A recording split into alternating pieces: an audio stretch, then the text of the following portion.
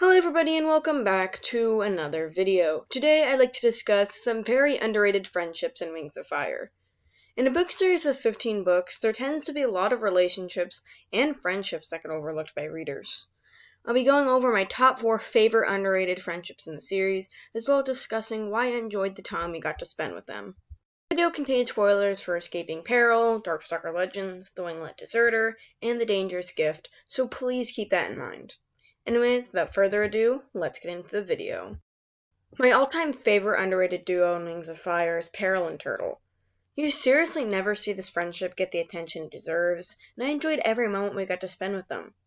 I'm so glad Peril at least got to make one friend that wasn't Clay, and Turtle helped her understand how genuine friendships work. He never judged her and welcomed her as a friend with open arms, treating her like nobody had ever treated Peril before. Simply like she was just a normal dragon. Because deep down, despite her fire scales, she is just a regular dragon.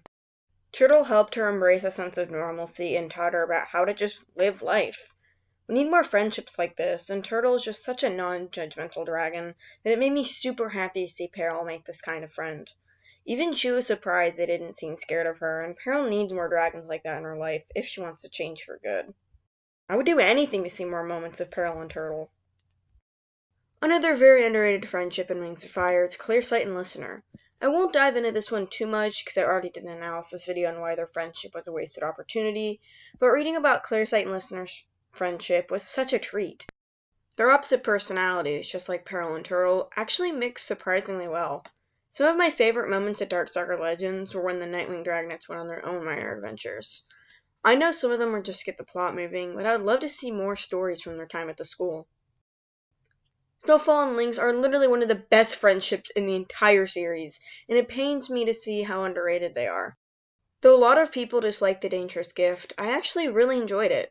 Snowfall and Lynx's chaotic friendship is something that made me smile every time, and the two genuinely cared about each other. We just need more enemies to friends storylines, if you could even call them enemies, I suppose.